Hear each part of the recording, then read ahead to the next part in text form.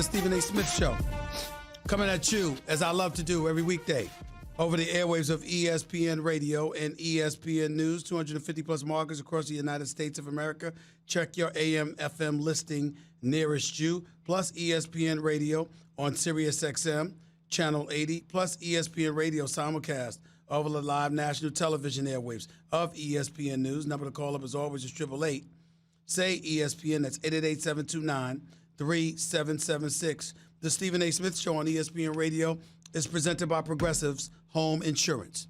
Get your quote at progressive.com today. Time for Straight Talk, brought to you by Straight Talk Wireless. Ladies and gentlemen, we got a few things to discuss today, and the lines will be open throughout this show. I have canceled all guests for this show. You want to call up and talk about Boston and that magnificent performance that they put forth last night in a loss to the Los Angeles Clippers, the fully loaded Los Angeles Clippers, the Los Angeles Clippers team that looks like the best in the NBA, despite the fact that their record doesn't indicate as such as of yet, and a team that definitely is destined to be standing in the way of the Los Angeles Lakers. If my prediction is to be correct that they'll win the NBA championship, that is something to discuss. If you want to talk about Luka Doncic and his magnificent performance against the woeful Golden State Warriors, who are just 8 men deep, and Lord knows who can play, and you just feel so sorry for Steve Kerr and what he's got to work with right now. No Klay Thompson, no Kevin Durant, no Draymond Green, no Steph Curry. I mean, damn, how much more can you expect from the guy? We can talk about that. I'll take a moment to give the New York Knicks props, although they lost a 17-point lead last night that they had in the first quarter against the Philadelphia 76ers, ultimately lost that game.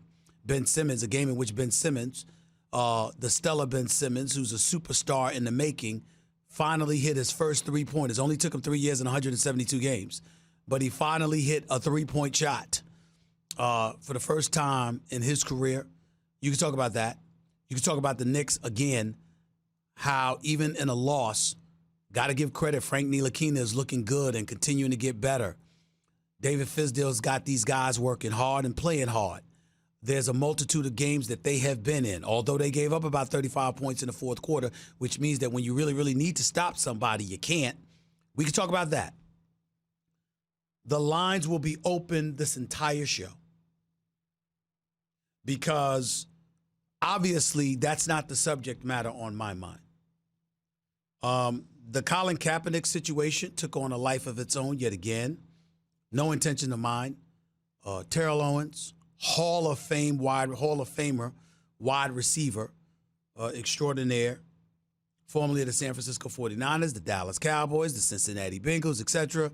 That Terrell Owens requested to the producers of First Take, which airs on ESPN every weekday morning from 10 a.m. to noon, to come on First Take.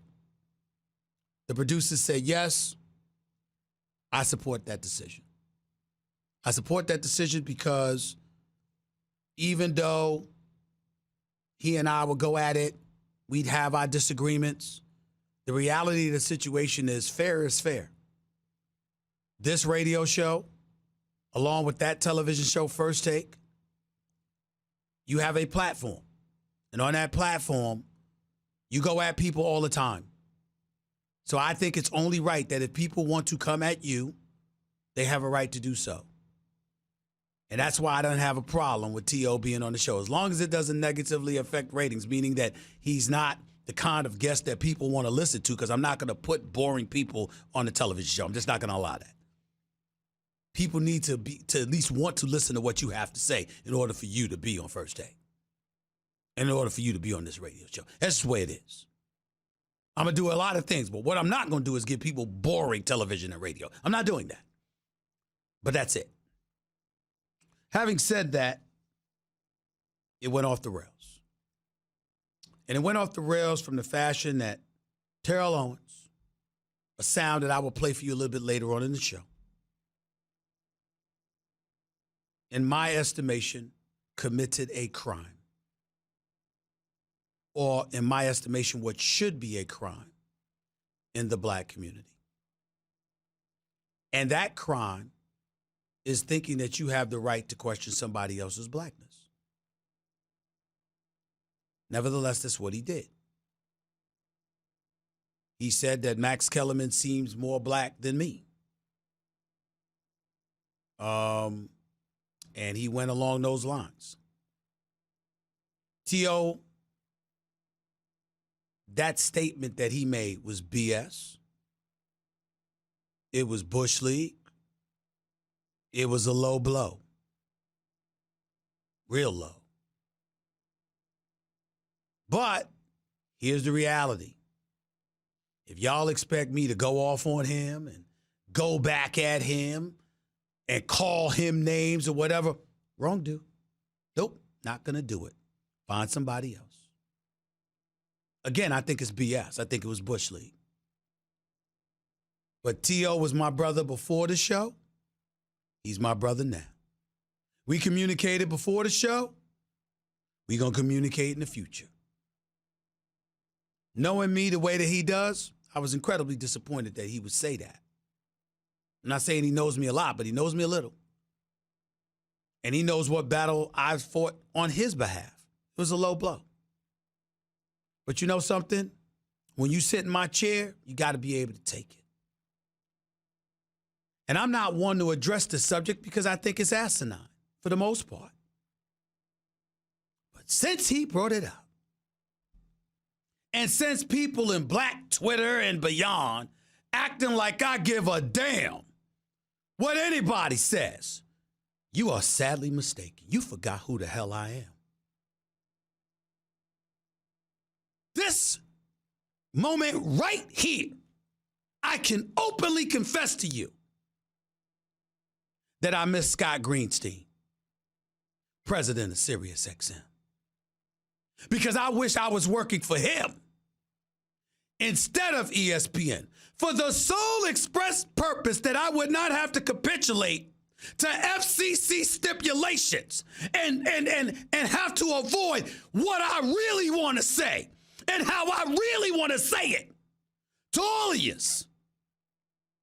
Oh my God, you don't know what it is taking for me right now not to say the F-bomb or the MF-bomb or a host of other words that ain't suitable for FCC Airways. I ain't allowed to do that. Scott Greenstein, wherever you are, I miss you, bro. Only on this one. As much as I love SiriusXM, that's not the only place that carries this show. I mean, my man, the Black Eagle, Joe Madison, with his cursed jaw, I would fill it up in the next 5 minutes for the year with what I would say to some of the stuff that I've been seeing circulating about me over social media. Let me say this to my man, Max Kellerman. Ladies and gentlemen, Max Kellerman and I don't always agree. Obviously so. It's a debate show. Max Kellerman tried to come to my defense today. I appreciate his efforts. Only problem I've ever had with Max Kellerman is that he takes 8 different sides instead of 1. That's it. I have no issues with him as a person. I have no issues with him as a man. I have no issues with him in any other capacity, only other than the fact that he takes 8 different sides instead of 1 when we're debating. That's it.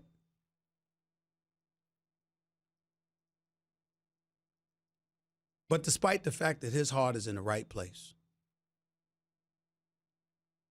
and he usually means well, and today was no different, for any black man to sit up there and to say any white man, even if it is Max Kellerman, is more black than me,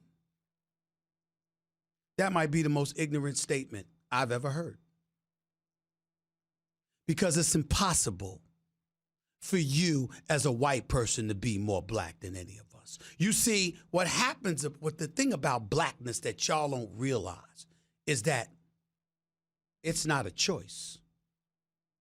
We don't get to waffle and waver. We don't get to get into a situation and then step out of a situation. The same trials and tribulations that I have to go through now is what I had to go through coming out of the womb. The same for my producer, Shannon. The same to my man, Bomani Jones. The same to my boys, Jay Williams and Jalen Rose, and the list goes on, who I'm sure don't always agree with everything that I say and damn sure don't completely agree with me on this particular situation. Guess what? I still love and respect those brothers.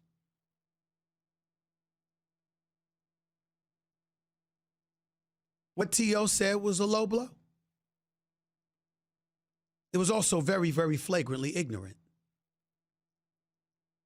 And there's folks out there that want to define blackness as if you're a black person, so when you open your mouth, you speak for every black person. I don't.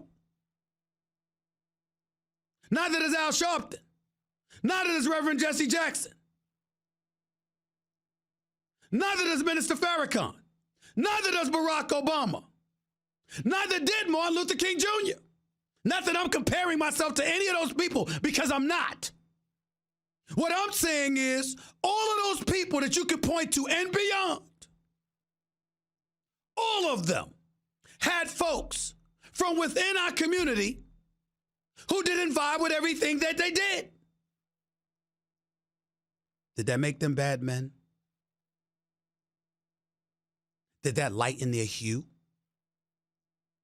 And their spirit and their soul was lightened by that? When black people do stuff like that, it heightens our level of ignorance to the world. When you sit up there and will publicly make a statement questioning somebody's blackness, as if there's a monolithic view that we should all abide by. And by the way, at this particular moment in time, who are we doing that for? In the case of T.O., just to address the situation, we're doing it for Colin Kaepernick. Let's analyze that for a second. The Colin Kaepernick that took a knee to bring attention to racial oppression and police brutality 3 years ago. Okay. Is that who we're supporting now? Or are we supporting the Colin Kaepernick that's looking for an NFL job? Because I've neither heard nor seen anything relevant to racial oppression and police brutality on the part of Colin Kaepernick in years. I'm not saying what he's doing or what he's not doing. I'm not questioning whether or not his heart and soul is in the right place. I'm asking y'all, what have we seen? Because we haven't heard from him. We haven't seen him anywhere. We've seen the Nike commercial. We know that there was Nike that was going to show up with him to probably film a commercial during his workout, his tryout. We've been bringing up waiver. They wanted him to sign a waiver, blah, blah, blah. Everybody's missing my point. What I've said, because T.O. did, in fairness to him, he did highlight, yeah, there are a lot of things that you're saying is true, Stephen A., but it's how you coming at him. Why are you coming at him that way? I explained that. Colin Kaepernick's camp had been reaching out to me and others over the previous 2 months, asking for our support and our assistance in getting him back in the NFL. So whether it was Jay-Z and Rock Nation, whether it was reporters and pundits and commentators in this business, or anybody else in between, all of us collectively, separately and together, in certain respects, were working towards one common goal: getting this guy in front of NFL teams, because that's what he said he wanted. Because you see, Colin Kaepernick had filed a grievance with the NFL. And Colin Kaepernick had settled in his grievance with the NFL. And not only did he settle, but he never told us how much he settled for, which is his business, but he also never told us what stipulations came with his settlement, which we're unaware of. So now we get back to the liability issue. And I ask you a simple question. If you are a business owner and an employee files a grievance against you and wins, would the liability waiver be the same as a whole bunch of other people that never filed a grievance against the league? Would the liability waiver harbor no concerns whatsoever as it pertained to you and the individual workout that you were receiving. And for those of you who want to say, excuse me, this liability waiver is a factor, it should be the same as anybody else, I need to remind you that because no team in 3 years had called Colin Kaepernick for a workout, the NFL, for the first time in its history, organized a workout for one individual player. This wasn't the scouting combine. And as a result, after that, considering the fact that he had unrestricted free agent status, it was incumbent on the teams to call him individually. But no one did for 3 years, which is why his team reached out to people asking for assistance to get a team, or the league to facilitate getting teams to give him a workout. Take that off the screen and put me back on, please. We did that. We pulled it off. Jay-Z and Rock Nation, Roger Goodell, and folks internally within the league office who y'all will never know, white and black, who know that he was blackballed, who know that he's been mistreated, who know that he deserved to be a shot to be in the NFL. And I say a shot only because if you're 32 years of age and you have been out of the game for 3 years, and on top of it all, the last time we saw you, you were 1-10 as a starter, I think it's fair to say you don't get to just look at us say, oh, he's flinging the football, so he automatically deserves a spot on an NFL team. You got to show through their workouts what you can do. It was done. And he elected to pass. Now, y'all want to go into this waiver stuff and all of that. I'm not going to argue with it anymore because Colin Kaepernick has their side. There was language in there that he's basically signing over his rights. I was specifically told by the NFL it was only relatable to preventing a suit against them for workers' compensation or anything like that in the event that he got injured during the workout. It had nothing to do with future rights. It had nothing to do with an ability that he would have to sue the league if he so chose or anything like that. It was only pertaining to the actual workout that was going to take place Saturday. There's two sides. I don't know who's telling the truth. I gave you that. Fine. Here's my position. As a black man, I got something to say to black folks, to white folks, to Hispanic folks, Asian Americans, the list goes on and on. I got a black producer here in Shannon. I got a white producer in board op here in JC. And JC, if I missed that title, forgive me if there's more to it than that. And I'll look everybody. I got a whole bunch of people in the newsroom, white and black. It's some mosaic up in here. They all outside listening. Some no doubt disgusted, some no doubt siding with every word that I say. Either scenario, I don't give a damn. I'm not saying anything to be agreeable. Bump all of y'all. I'm saying what I feel. I have a very simple request. It's to the Max Kellermans of the world, the Bill Wolfs of the world. It's to the Dave Roberts of the world and other bosses, all the way upstairs to Jimmy Pitaro, Connor Shell, down to Stephen A. Smith, to Max Kellerman, to Molly Karam, to social media guys like Brendan Kaminsky and others, to my producer Shannon, to my producer Jonathan Winthrop that's home, to the boss of ESPN Radio in New York and Tim McCarthy, to the boss of LA Radio and Scott McCarthy, and every team, every market in between. I got a question that I'm going to go to commercial with. I'm not doing a damn read to go in a break, Shannon, because I want to end this segment with this question or with this scenario, and I want everybody to listen. Oh, by the way, this applies to my future brother-in-law, Darren Odie, to my sister, Carmen, and Abigail, and Arlen and Linda, to my boys, Spank and Mark and Skate and Boris, Cardell, Ben, everybody. I got a simple question, and it's very simple. Or for a simple scenario, and it's very simple. Here we go. I would like y'all to sue your prospective employer or your employer right now. I want you to file a lawsuit. I want you to reach a settlement with that same employer. I want you to have an interview scheduled.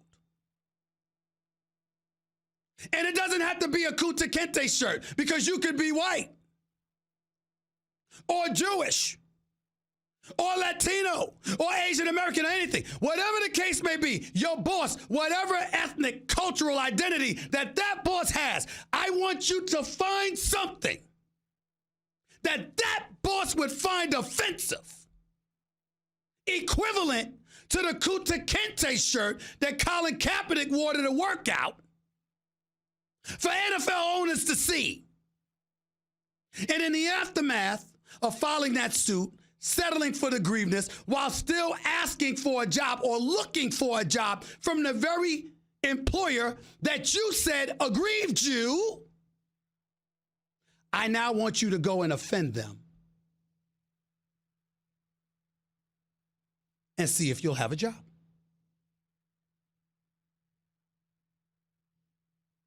All the black folks out there in America, I want you to go to your job right now and call your boss a racist.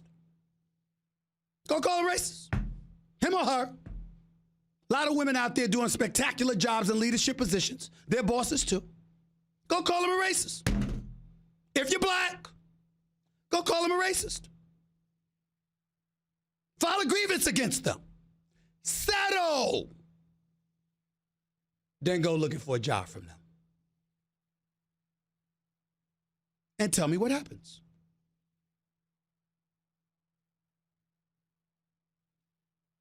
Because that's what Colin Kaepernick did. That's what he's doing. We slice it any way we want to. That's what he's doing.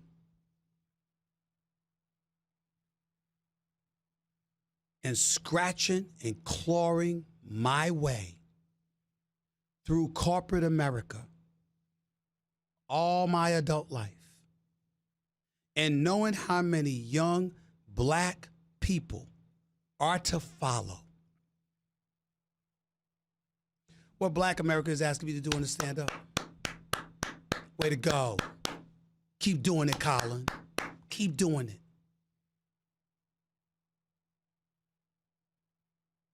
You white America? Max Kellerman said it best. He ain't giving up his perks. He been invited to every black barbecue you can find. I'm down. And I know it's not all black people, not even most black people. You hear what I'm saying? But this man has been invited to every black barbecue you can come up with. Not Stephen A. No. Because he's speaking truth to power. I'm not being truthful by telling you that ain't gonna work. Has an owner or a team called Colin Kaepernick since that workout? Have they called him 3 years prior to the workout? What am I lying about? If you're white, I need you to figure out who your boss is and what would most offend them and go do it. If you're Jewish, I need you to figure out what would most offend your boss and go do it. If you're Latino, if you're Asian American, if you're Native American, I need you to figure out what would be most offensive to the very people who you're looking to employ you, who once employed you, while you're looking for a job again. I need you to go and offend them.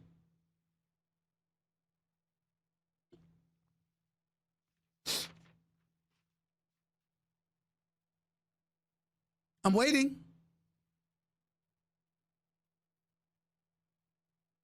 But because I point that out, I'm coming at Colin Kaepernick hard. I'm doing no such thing. I'm simply saying it doesn't work. If you want to be an activist, if you want to be a martyr, that's fine. I stand with you. I applaud you. What you need me to do? But if you want to be a football player in the National Football League, which his camp said he wants to do, the NFL said these are the conditions. And they ain't budging. What you want to do? The choice is his. You make it, you pass. But you pass while antagonizing them and telling them to stop running and insulting them at every turn.